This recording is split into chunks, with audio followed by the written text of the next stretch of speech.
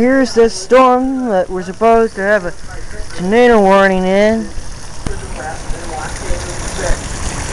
Got some flooding in the driveway there, and of course on the sidewalk. I don't know if you can see it. Probably too dark. There you are. And I'm standing by the window, I can hear the window bulging. And it started to roar really loud, and I yelled at my husband to hit the floor, and I didn't fix it. We have a 60-foot loose spruce tree down. And there's WNEM and some people. One of the fences for my horses is 150 feet from the house. Everybody okay? Everybody's fine. Okay.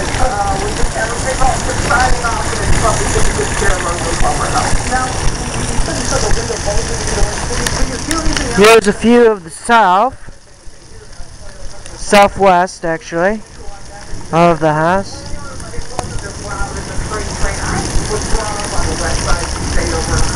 And look over to the northeast.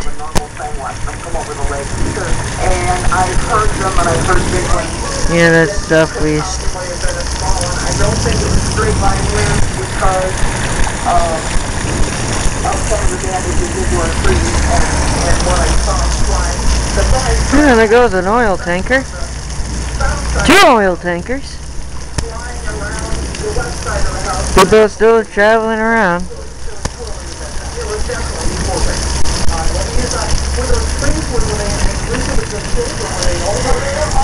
Looks like the Worcester is past us. Let's take a look at the radar again. About 60 feet, and it's just laying. It's just barely missed the house from the driveway.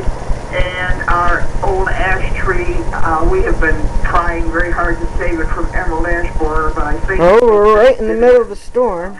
Broken out of it, and the side's broken out of it. So, Edith, to number 1, and it looks like we're starting to get daylight again.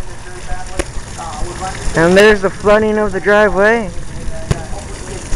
and the sidewalk. Time to clean out the gutters, I think. Okay, now let's go to the back.